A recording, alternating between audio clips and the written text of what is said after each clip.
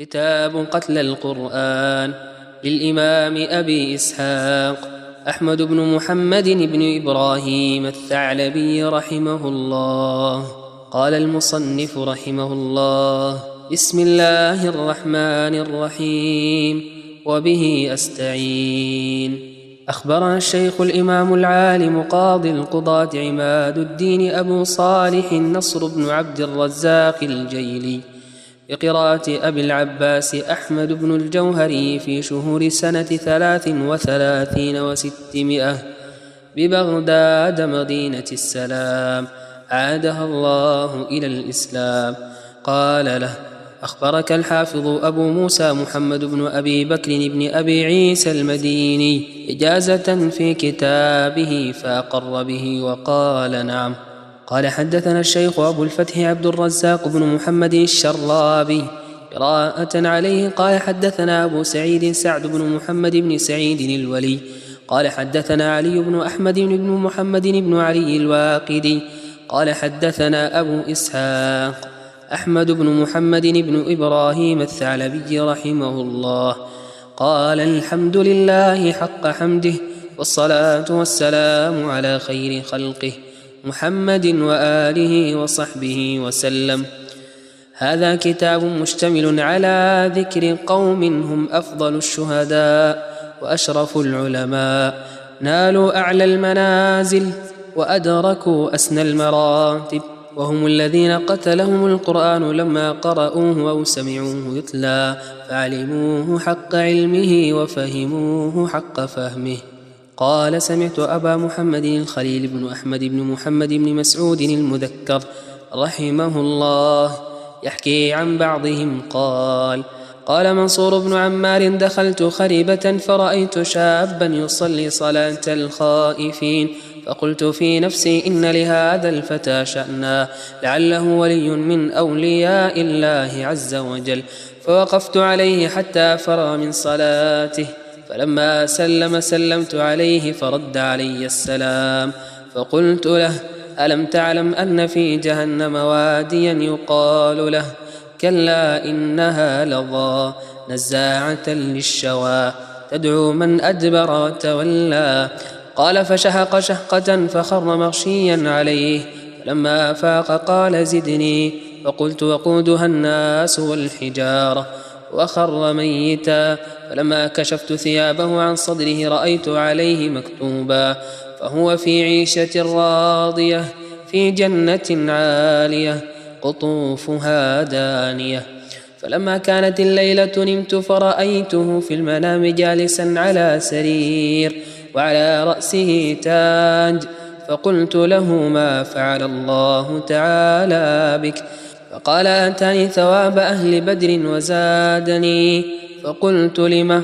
قال: لأنهم قتلوا بسيوف الكفار وقتلت بسيف الملك الغفار. وإنما صنفت هذا الكتاب رجاء أن يرحمنا الله عز وجل بذكرهم ويوصل إلينا بركتهم، فقد جاء في الحديث: عند ذكر الصالحين تنزل الرحمة. قال: سمعت أبا عمرو الفراتي الاستوائي يقول: سمعت أبا موسى عمران بن موسى بن الحصين يقول: سمعت مسدد بن قطن يقول: سمعت أحمد بن إبراهيم الدورقي يقول: سمعت وكيع بن الجراح يقول: عند ذكر الصالحين تنزل الرحمة.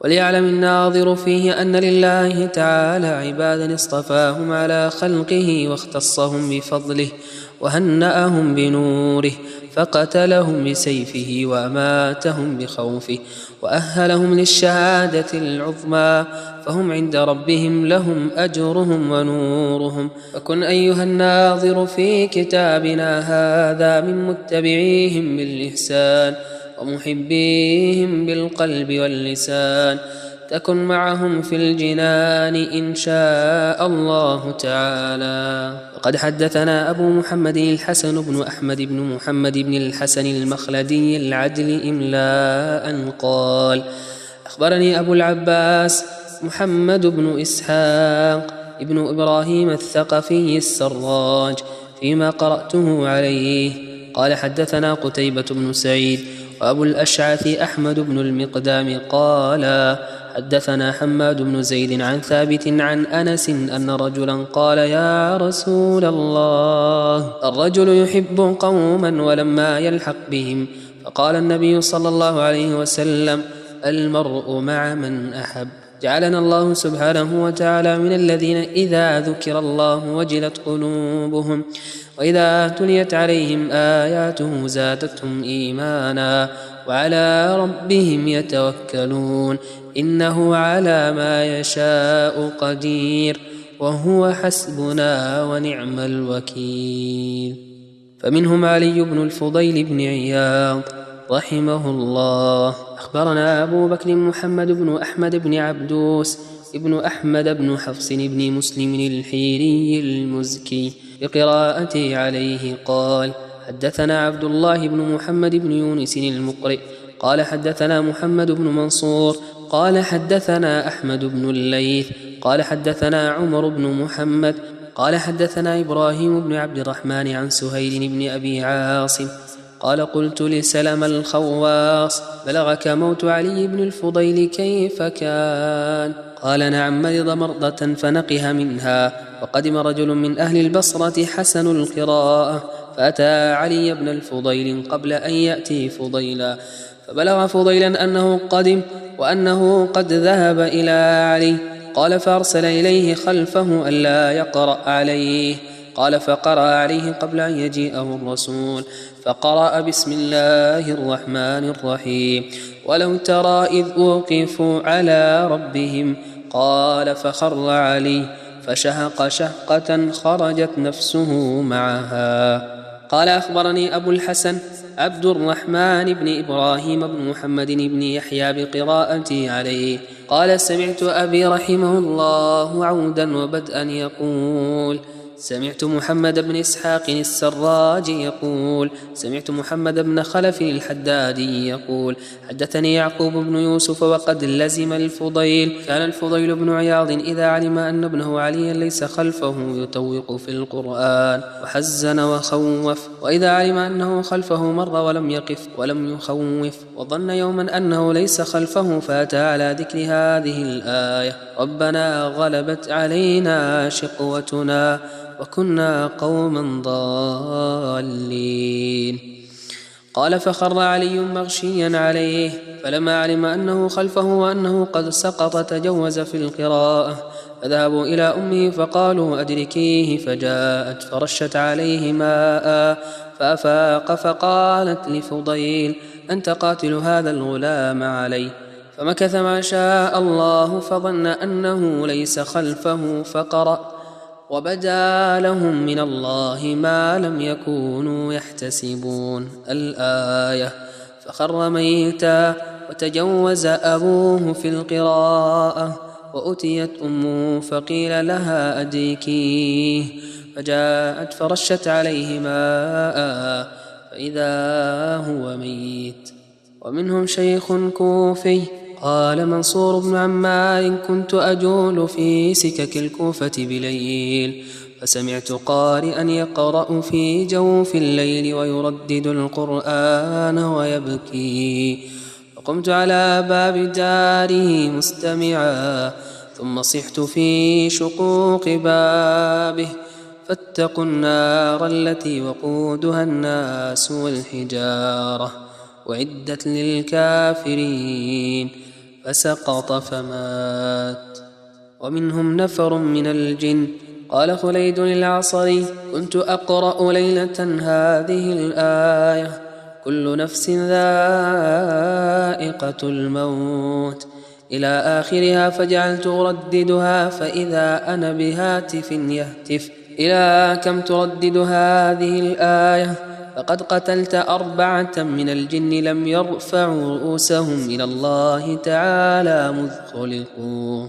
قال أخبرنا أبو بكر محمد بن أحمد بن عبدوس الحيري قال حدثنا أبو عبد الله محمد بن يونس المقرئ قال حدثني محمد بن منصور قال حدثنا أحمد بن الليث قال حدثنا أبو حفص عمرو بن حفص القشيري قال حدثنا علي بن الحسين قال سمعت منصور بن عمار يقول بين أردت الحج إذ دفعت إلى الكوفة ليلا وكان الليل علي مدلهمة فانفردت عن أصحابي ثم دنوت إلى رواق باب دار فسمعت بكاء رجل شيخ وهو يقول في بكائه إلهي وعزتك وجلالك ما أردت بمعصيتي مخالفتك لكني عصيتك إذ عصيتك بجهلي وخالفتك بجهدي فالآن من عذابك من ينقذني وبحبل من أتصل إذا انقطع حبلك عني وذنوباه وغوثاه بالله. قال منصور فأبكاني والله فوضعت فمي على شق الباب وناديت أعوذ بالله من الشيطان الرجيم إن الله هو السميع العليم نارا وقودها الناس والحجارة عليها ملائكة فأتيت عليها إلى آخر الآية فسمعت عند ذلك اضطرابا شديدا وخمد الصوت فوضعت أحجارا على الباب لأتعرف ذلك الموضع فلما أصبحت غدوت إليه فإذا أنا بأكفان أصلحت وعجوز تدخل الدار باكية وتخرج باكية فقلت لها يا هذه من هذا الميت منك؟ قالت إليك عني يا عبد الله لا تجدد علي أحزاني. قال قلت إني أريد هذا الوجه الكريم لعلك تستودعيني دعوة أنا منصور بن عمار واعظ أهل العراق. قالت يا منصور هذا ولدي. قال قلت فما كان صفته؟ قالت كان من آل الرسول صلى الله عليه وسلم يكسب ما يكسبه فيجعله أثلاثا ثلث لي وثلث للمساكين وثلث يفطر عليه وكان يصوم النهار ويفطر عليه بالليل حتى إذا كان آخر ليلة منه أخذ في بكائه وتضرعه إذ تلا ذلك الرجل آية من كتاب الله عز وجل فلم يزل حبيبي يضطرب فأصبح وقد فارق الدنيا. قال وفيما أجاز لي أبو محمد عبد الله بن حامد قال وأخبرني عنه أبو محمد عبد الرحمن بن محمد الغازي قال أخبرني إبراهيم بن محمد بن عبد الله قال حدثنا أبو بكر أحمد بن محمد الأهوازي قال حدثنا محمد بن سعيد عن أبي سعيد الجعفي قال سمعت منصورا يقول كنت بالكوفة فخرجت في بعض الليل وأنا أظن أني قد أصبحت فإذا علي ليل فملت إلى بعض الأبواب أنتظر الصبح فسمعت من وراء الباب كلام رجل يناجي ربه عز وجل ويقول في مناجاته وعزتك وجلالك ما أردت بمعصيتي مخالفتك وما عصيتك إذ عصيتك وأنا بنكالك جاهل ولا لعقوبتك متعرض ولا لنظرك مستخف ولكن سونت لي نفسي وبحبل من أعتصم إذا قطع حبلك عني فيا سوءتاه غدا من الوقوف بين يديك إذا قيل للمخفين جوزوا وللمثقلين حطوا فمع المخفين أجوز أو مع المثقلين أحط ويلي كلما كبرت سني كثرت ذنوبي ويلي كلما طال عمري كثرت معاصي فكم أتوب وكم أعود أما آن لي أن أستحي من ربي. قال منصور فدنوت من الباب ثم قلت يا أيها الذين آمنوا قوا أنفسكم وأهليكم نارا وقودها الناس والحجارة عليها ملائكة غلاظ شداد لا يعصون الله ما أمرهم ويفعلون ما يؤمرون. فسمعت للرجل اضطرابا شديدا وظننت أنه لما به فمضيت في حاجتي ثم عدت عند ارتفاع النهار فإذا بجنازة على الباب وإذا عجوز تدخل وتخرج، فقلت يا عجوز لمن هذه الجنازة؟ فقالت إليك عني. فقلت عزمت عليك فإني رجل غريب. قالت لولا أنك رجل غريب ما أخبرتك. هذا ولدي. مر بنا في ليلتنا هذه رجل تلا آية فيها ذكر النار فما زال ابني يضطرب حتى مات. فقلت هكذا يكون الحذر من الله عز وجل. ومنهم نجاد الفقاسي. أخبرنا الحاكم أبو عبد الله محمد بن عبد الله بن محمد بن حمدويه الحافظ قال حدثني محمد بن حامد قال حدثنا الحسين بن منصور قال سمعت محمد بن عبد الوهاب يقول سمعت يحيى بن يحيى يقول لعلي بن عثام من الذي من أصحاب الثوري قرأ آية أو قرئ عنده فوقع في الفرات؟ قال ذلك نجاد الفقعسي كان منزله في السواد وكان من أصحاب سفيان الثوري فقرأ آية أو قرئ عنده آية فخر فوقع في الفرات فذهب. ومنهم زرارة بن أوفى الحرشي من بني الحريش بن كعب بن ربيعة وكان يكنى أبا حاجب وكان من سكان البصرة وبها كانت وفاته رحمة الله عليه. قال أخبرنا أبو جعفر الخلقاني بقراءة عليه قال حدثنا أبو العباس أحمد بن هارون الفقيه قال حدثنا عمران بن موسى قال حدثنا هدبة بن خالد قال حدثنا أبو جناب القصاب قال أمنا زرارة بن أوفى في مسجد بني قشير فلما بلغ فإذا نقر في الناقور خر ميتا فكنت في من حمله. وقال صالح المري رأيت زرارة بن أوفى بعد موته في منامي فقلت رحمك الله ماذا قيل لك؟ فأعرض عني فقلت ما صنع الله بك؟ فأقبل علي وقال عاملني بفضله وجوده وكرمه. قلت أي الأعمال أفضل وأبلغ فيما عندك؟ قال الرضا وقصر الأمل. ومنهم أعرابي بدوي رحمه الله قال حدثنا الحاكم أبو محمد يحيى بن منصور وأبو الحسن الكازري وأبو الطيب الخياط واللفظ للحاكم قالوا حدثنا أبو رجاء محمد بن أحمد القاضي قال حدثنا أبو الفضل العباس بن الفرج الرياشي البصري قال سمعت الأصمعي يقول أقبلت ذات يوم من المسجد الجامع بالبصرة فبين أنا في موضع سككها إذ طلع أعرابي جلف جاف على قعود له متقلد سيفه وبيده قوس فدنا وسلم وقال لي ممن الرجل؟ قلت من بني الأصمع. قال أنت الأصمعي؟ قلت نعم. قال ومن أين أقبلت؟ قلت من موضع يتلى فيه كلام الرحمن. قال وللرحمن كلام يتلوه الآدميون؟ قلت نعم. قال اتل علي شيئا منه. قلت انزل عن قعودك.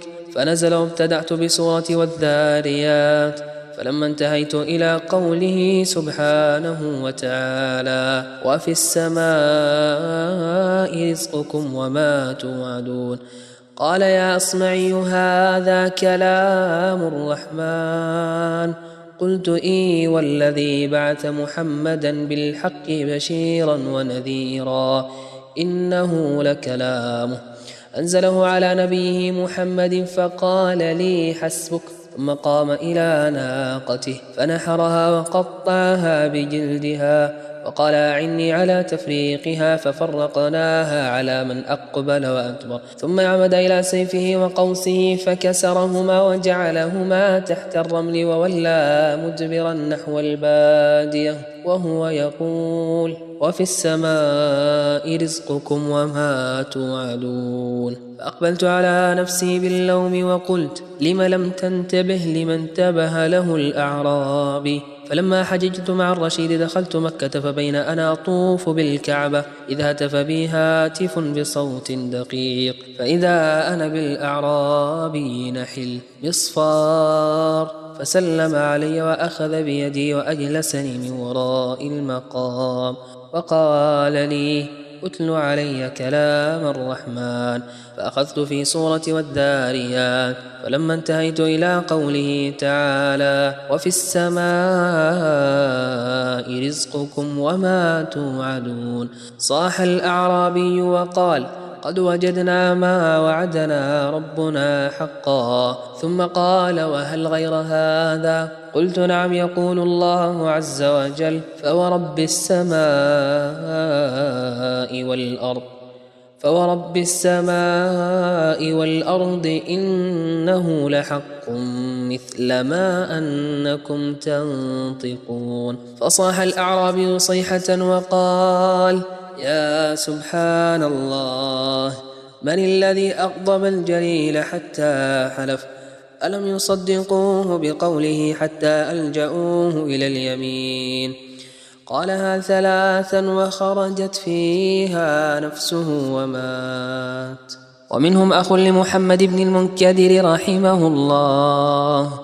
قرأت في بعض الكتب أن أخا لمحمد بن المنكدر سمع قارئا يقرأ هذه الآية: وبدا لهم من الله ما لم يكونوا يحتسبون، فقالها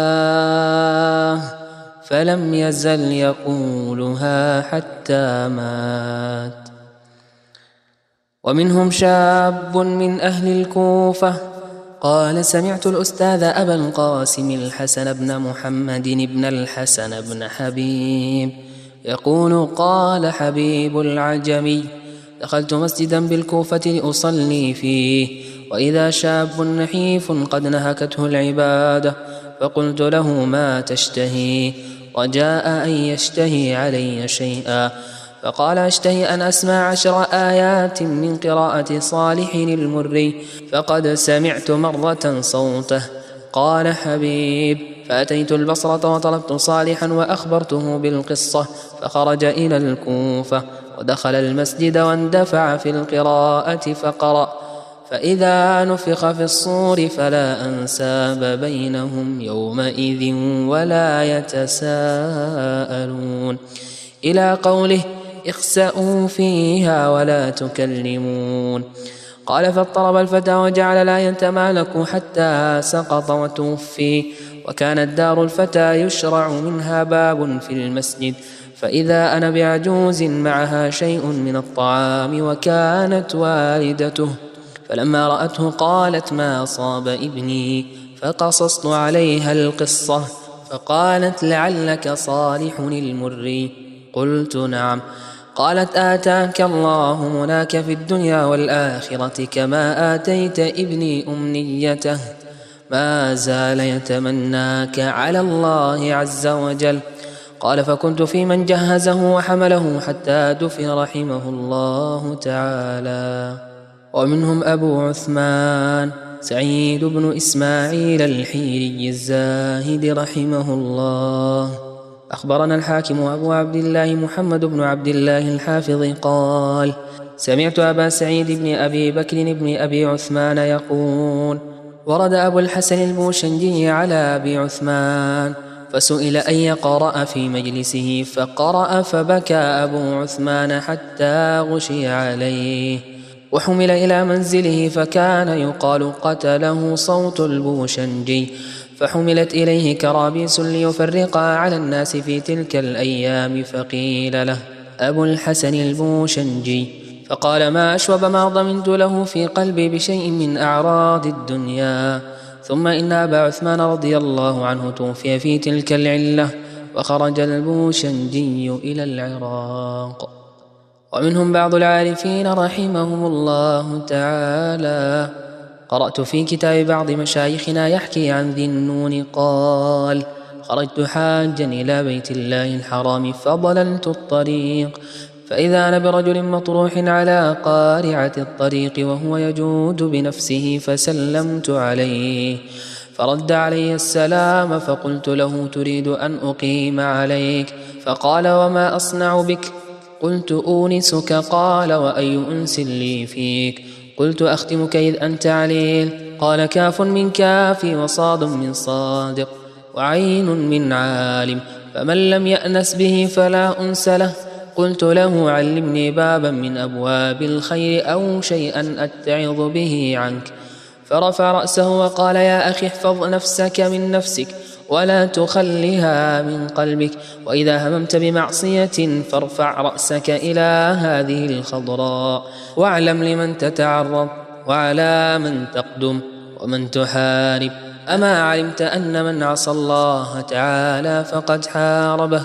انكمش على ما أنت فيه واشدد مئزرك وارحل قبل أن يرحل بك. أما علمت أن جهنم أسهرت ليالي المريدين وأقرحت قلوب العابدين، حتى مدحهم في كتابه فقال عز من قائل كانوا قليلا من الليل ما يهجعون وبالأسحار هم يستغفرون. الآية. فشهق شهقة فمات رحمه الله. قال فما رأيت شابا كان أبلغ منه. ومنهم شاب من أهل نيسابور. سمعت بعض المذكرين يقول قال إبراهيم الخواص كنت أمشي في البادية فتهت وعدلت عن الطريق، فمشيت 3 أيام ولياليها، فإذا أنا بأشجار كثيرة وسطها بحيرة، وإذا بقوم عليهم مرقعات صورهم غير صور الآدميين، فسلمت عليهم فردوا الجواب، فسألتهم عن حالهم وعن الموضع، فقالوا نحن الجن وهذا الموضع وهبه الله لنا، وقد أسلمنا على يدي النبي صلى الله عليه وسلم ونحن المسلمون. فقلت لهم فكم من هنا إلى الموضع الذي فارقت الطريق؟ فقالوا مسيرة 3 سنين. فقلت وهل وصل إلى هنا آدمي غيري؟ قالوا بلى، شاب من نيسابور جاء في 7 أيام، ثم سألناه مسألة فأجاب ومات عندنا، فدفناه بيننا، فقلت أروني القبر، فمشوا إلى القبر وأنا معهم، فإذا بقبر كبير عند رأس القبر نرجس وعند الرجل كذلك، فجلست على القبر وقلت إيش كانت المسألة؟ قالوا سألناه عن قوله تعالى وأنيبوا إلى ربكم وأسلموا له من قبل أن يأتيكم العذاب ثم لا تنصرون. قال أن تخرج به منه إليه. قلنا فما معنى العذاب؟ قال الفراق، وشهق شهقة فمات. قال فزدت أنا في الجواب. قال فأخذوا يرقصون وأنا معهم أرقص 3 أيام، ثم نمت، فلما انتبهت فإذا أنا في مسجد عائشة رضي الله عنها ومعي ذلك النرجس، فبقي معي 1 سنة ثم فقدته. ومنهم مسوار جار عتبة رحمهما الله تعالى. سمعت أبا محمد عبد الرحمن بن محمد المذكري النيسابوري يقول قال قتادة كان في جوار عتبة شيخ يقال له مسور، وكان لا يقوى أن يسمع القرآن من شدة خوفه، ولقد كان يقرأ عنده الحرف أو الآية فيصيح الصيحة فما يعقل أياما، حتى أتى عليه رجل من خثعم فقرأ عليه يوم نحشر المتقين إلى الرحمن وفدا ونسوق المجرمين إلى جهنم وردا. قال أنا من المجرمين ولست من المتقين، أعد علي ما تقول أيها القارئ، فأعادها عليه فشهق شهقة فلحق بالآخرة. ومنهم لقمان الحكيم عليه السلام. قال قرأت في بعض الكتب عن لقمان أنه قال لابنه يا بني إنها إن تك مثقال حبة من خردل فتكن في صخرة أو في السماوات أو في الأرض يأت بها الله إن الله لطيف خبير. فانفطر فمات وكان في آخر حكمته. قلت إن لقمان وإن لم يدرك القرآن ولم يسمعه ولم يقرأه فإن هذه الكلمة التي قالها ومات عنها صارت من القرآن بحكاية الله تعالى إياها عنه، والله أعلم. ومنهم شيخ من المهالبة وجارية له رحمهما الله. أخبرنا أبو محمد عبد الله بن محمد الأصبهاني إجازة، وأخبرني أبو محمد عبد الرحمن بن محمد الغازي عنه قال حدثنا الحسين بن محمد البلخي قال حدثنا أحمد بن الليث قال حدثنا عمر بن محمد قال حدثنا أبو عياش الخولاني قال حدثنا عبد الله الخراز قال حدثني إسماعيل بن عبد الله الخزاعي قال قدم رجل من المهالبة من أهل البصرة أيام البرامكة في حوائج له، فلما فرغ منها انحاز إلى البصرة ومعه غلام وجارية، فلما صار في دجلة البصرة إذ بفتى على ساحل دجلة عليه حلة له صوف وبيده عكاز ومزود. قال فسأل الملاح إلى أن يحمله إلى البصرة ويأخذ منه الكراء. قال فأشرف الشيخ المهلبي فلما رآه رق له، فقال للملاح قرب واحمله معك على الظلال، فحمله وساق. فلما كان في وقت الغداة دعا الشيخ بالسفرة وقال للملاح قل للفتى ينزل إلينا، فأبى عليه، فلم يزل يطلبه حتى نزل. فأكلوا حتى إذا فرغوا ذهب الفتى ليقوم، فمنعه الشيخ حتى غسلوا أيديهم، ثم دعا بزكرة فيها شراب فشرب قدحا، ثم سقى الجارية، ثم عرض على الفتى فأبى وقال أحب أن تعفيني، فقال قد عفوناك اجلس معنا. وسقى الجارية وقال هاتي ما عندك، فأخرجت عودا لها في غشاء فهيأته وأصلحت، ثم أخذت فغنت. قال يا فتى تحسن مثل هذا؟ قال أحسن ما هو أحسن من هذا. فافتتح بسم الله الرحمن الرحيم قل متاع الدنيا قليل والآخرة خير لمن اتقى ولا تظلمون فتيلا. أينما تكونوا يدرككم الموت ولو كنتم في بروج مشيدة. وكان حسن الصوت. قال فزج الشيخ بالقدح في الماء وقال أشهد أن هذا أحسن مما سمعت، فهل غير هذا؟ قال نعم. ثم قرأ وقل الحق من ربكم فمن شاء فليؤمن ومن شاء فليكفر إنا أعتدنا للظالمين نارا أحاط بهم سرادقها وإن يستغيثوا يغاثوا بماء كالمهل يشوي الوجوه بئس الشراب وساءت مرتفقا. قال فوقعت من قلب الشيخ موقعا، فأمر بالزكرة فرمى بها في الماء وأخذ العود فكسره، ثم قال يا فتى فهل ها هنا من فرج؟ قال نعم. فقرأ قل يا عبادي الذين أسرفوا على أنفسهم لا تقنطوا من رحمة الله إن الله يغفر الذنوب جميعا إنه هو الغفور الرحيم. قال فصاح الشيخ صيحة خر مغشيا عليه، فنظروا فإذا الشيخ قد ذاق الموت وقد قاربوا البصرة.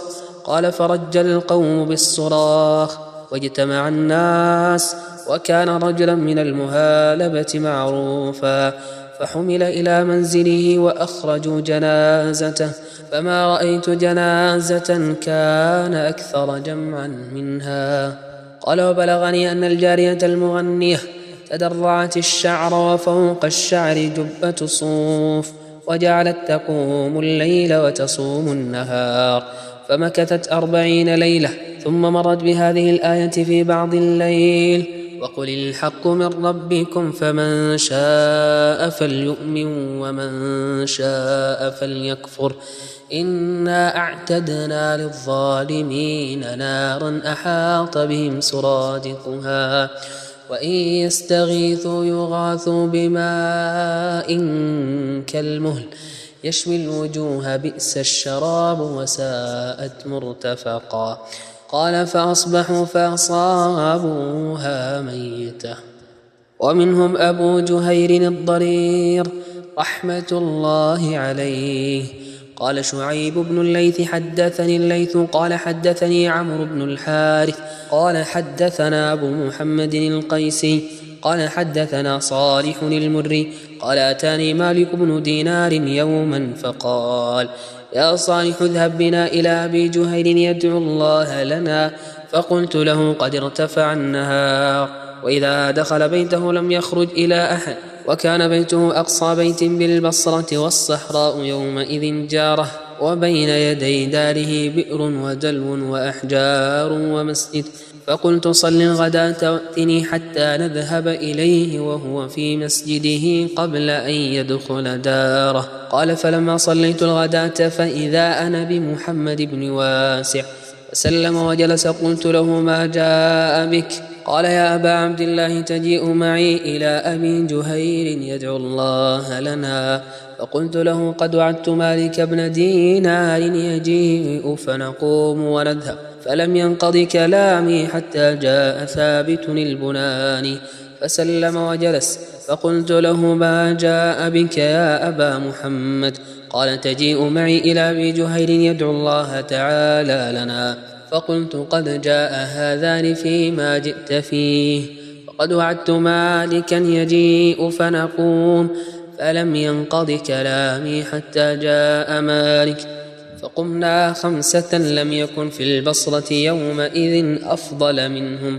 قال فأخذنا على الجبان، فكلما مررنا بروضة خضراء أو مكان لطيف قال مالك أبا محمد صل لك في هذه البقعة تشهد لك غدا. فلم يزل كذلك في صلاة حتى ارتفع الضحى، وكان يوم حار وطريق بعيد. فأتينا منزله وقد دخل بيته فاستأذناه، فإذا امرأة من وراء الجدار لم نر لها وجها، كأن حزن أهل الدنيا وأهل الأرض عليها. قالت وما تشاءون؟ قلت الشيخ. قالت لا تصلون إليه دون الظهر، يخرج للصلاة فترونه إن شاء الله تعالى. فقال بعضنا لبعض أين نذهب؟ نقيم إلى الظهر. فأتينا مسجده فمن بين قائم يصلي وبين قارئ وذاكر لله تعالى حتى كان الظهر. فقمنا إلى البئر فاستقينا ماء وتوضأنا ودخلنا مسجده فقمنا نصلي.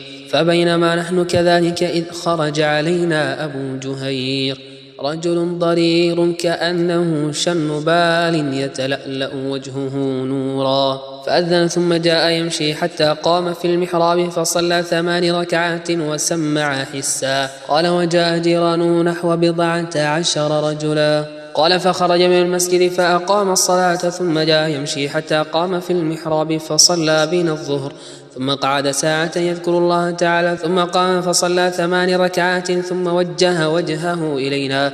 فقام إليه محمد بن واسع فسلم عليه فرحب به ورد عليه السلام وقال من أنت يرحمك الله؟ قال أنا محمد بن واسع. قال أنت الذي يزعم أهل البصرة أنك أعبدهم، ألا سألت الله تعالى أن يستر ذلك عليك؟ فسكت ثم جلس، ثم قام إليه ثابت البناني فسلم عليه فرد عليه السلام وقال من أنت يرحمك الله؟ قال أنا ثابت. قال أبو محمد؟ قال نعم. فرحب به وقال أنت الذي يزعم أهل البصرة أنك أكثرهم صلاة، ألا سألت ربك أن يستر ذلك عليك؟ فسكت فجلس، ثم قام إليه حبيب أبو محمد فسلم عليه فرد عليه السلام وقال له من أنت يرحمك الله؟ قال أنا حبيب. قال أبو محمد؟ قال نعم. فرحب به وقال أنت الذي يزعم أهل البصرة أنك مستجاب الدعوة، ألا سألت ربك أن يستر ذلك عليك؟ فسكت ثم جلس، ثم قام إليه مالك فسلم عليه فرد عليه السلام وقال له من أنت يرحمك الله؟ قال أنا مالك.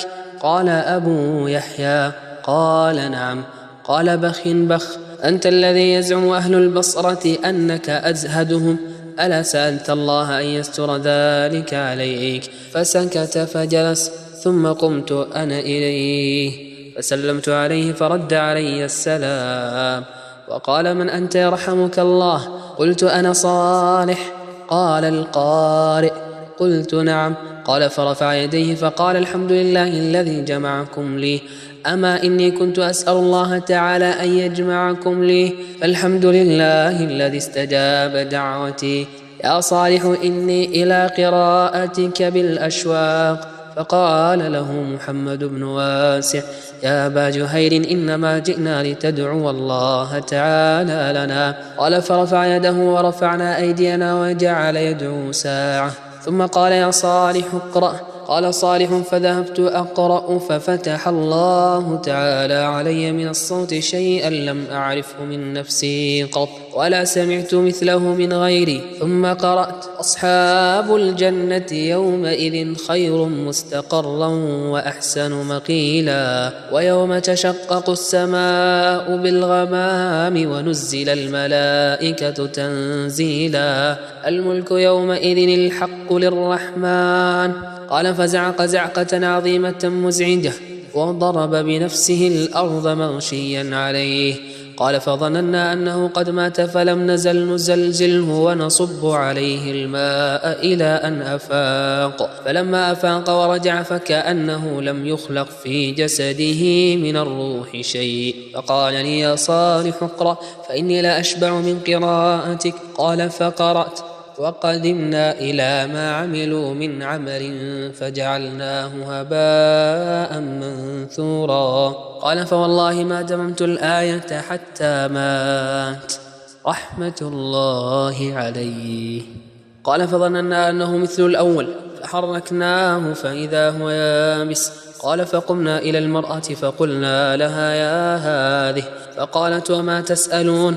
قلنا: إن أبا جهير رحمة الله عليه قرئ عليه القرآن فمات. فقالت: ليس هذا بعجب، ولكن أخبروني أفيكم صالح القارئ؟ قلنا: وتعرفينه؟ قالت: وما رأيته قط. قلنا: فلأي شيء تسألين عنه؟ قالت: إن أبا جهير رحمه الله كان كثيرا ما يقول: إني إلى قراءة صالح المري بالأشواق. واعلمي يا هذه أني إن سمعت قراءته مت. فلما قلتم لي إنه سمع القرآن فمات، ظننت أنه سمع قراءة صالح فمات. فقالت: الحمد لله الذي استجاب دعاه وأعطاه سؤله. يا هؤلاء، إن أبا جهير كان يدعو كثيرا: اللهم أخمل أمري على الناس، وهذا سرير غسله، والسرير الذي يحمل عليه موضوع، وأكفانه وقطنه، وحنوطه ودخنته، والمجمر والفحم موضوع مهيأ. كان يجدد ذلك كل أيام، وليس تكلف شراء شيء من الأشياء. وهذا زنبيل ومسحات وفأس لقبره، ولنا جيران حوالينا بيوتهم فيها الرجل والرجلان، فأعلموهم يحضرون، فيحفرون له قبرا بين يدي داره، وتولوا أنتم غسله وأدخلوه قبره. ففعلنا ذلك، فغسلناه ووضعناه على سريره، واجتمع جيرانه نحوا من 20 رجلا، فحفروا له قبرا بين يدي داره، فأخذوهم في حفر قبره، وأخذنا نحن في غسله. فلما فرغنا من غسله وجئنا بأكفانه، فألبسناه ووضعناه على سريره، وقد فرغ من حفر قبره، فأخرجناه فصلى عليه محمد بن واسع، ثم دفناه رحمة الله عليه. فما رأينا للمرأة وجها، ولا سمعنا لها بكاء ولا حسا، وانصرفنا راجعين وتفرقنا. قال صالح: كنت إذا لقيت محمد بن سليمان الهاشمي قال لي: يا صالح، حدثني بحديث أبي جهير فأحدثه، فلا يزال يبكي حتى تبل لحيته. ومنهم بعض العارفين رحمهم الله أخبرنا إمام عصره في المعاملة أبو عبد الرحمن محمد بن الحسين بن محمد بن موسى السلمي بقراءتي عليه. قال سمعت محمد بن عبد الله يقول سمعت أبا الحسين بن زرعاني يقول سمعت أحمد بن أبي الحواري يقول بينما أنا في بعض طرقات البصرة إذ سمعت صعقة فأقبلت نحوها فرأيت رجلا قد خر مغشيا عليه فقلت ما هذا؟ قالوا كان رجلا حاضر القلب فسمع آية من كتاب الله تعالى فخر مغشيا عليه فقلت وما هي؟ قال قوله ألم يأن للذين آمنوا أن تخشع قلوبهم لذكر الله وما نزل من الحق فأفاق الرجل عند سماع كلامنا وأنشأ يقول أما آن للهجران أن يتصرما وللغصن غصن البان أن يتبسما وللعاشق الصب الذي ذاب وانحنى ألم يأن أن يبكى عليه ويرحما كتبت بماء الشوق بين جوانحي كتابا حكى بنقش الوشاة المنمما ثم قال أشكال أشكال أشكال وخر مغشيا عليه وهو ميت. ومنهم أسد بن صلهب. أخبرنا أبو بكر محمد بن عبد الله بن محمد بن زكريا الجوزقي بقراءتي عليه قال حدثنا عبدوس بن الحسين بن منصور قال حدثنا أبو حاتم محمد بن إدريس قال حدثنا محمد بن عبد الكريم قال أبو زيد عبد الرحمن بن مصعب كان عندنا رجل بالكوفة يقال له أسد بن صلهب وكان من العباد بينه وقائم ذات يوم على شط الفرات إذ سمع تاليا يتلو إن المجرمين في عذاب جهنم خالدون قال فتمايل قال فلما قال التالي لا يفتر عنهم وهم فيه مبلسون سقط في الماء فمات رحمه الله. ومنهم فتى من أصحاب أمير المؤمنين عمر رضي الله عنه قال يحيى بن أيوب كان فتى يعجب به عمر بن الخطاب رضي الله عنه وإن الفتى انصرف ذات ليلة من صلاة العشاء فإذا هو بامرأة قد مثلت بين يديه تعرض عليه نفسها ففتن بها فاتبعها حتى أتى بابها فوقف متفكرا فخطر بباله قوله تعالى إن الذين اتقوا إذا مسهم طائف من الشيطان تذكروا فإذا هم مبصرون فلما تلاها خر مغشيا عليه فنظرت المرأة فصاحت الجارية فاستعانتا حتى رداه إلى باب داره فرمياه هناك وكان له أب شيخ كبير فلما لقيه ملقا احتمله وأدخله داره وعالجه حتى فاق فقال له ما الذي أصابك يا بني فقال لا تسألني فلم يزل به أبوه حتى أخبره الخبر وتلا الآية فلما تلاها شهق شهقة وخرجت نفسه فدفن ثم أخبر به عمر بن الخطاب رضي الله عنه فمضى عمر حتى وقف على قبره فناداه باسمه يا فلان ولمن خاف مقام ربه جنتان فنودي من قبره قد أعطانيهما ربي يا عمر تم بحمد الله وصلى الله وسلم على نبينا محمد وآله وصحبه وسلم. إذا كنت من المتابعين الجدد اشترك الآن في القناة ليصلك الجديد بالضغط على الزر الأحمر أسفل القناة مع تفعيل الجرس ولا تنسوا دعم المقطع بلايك.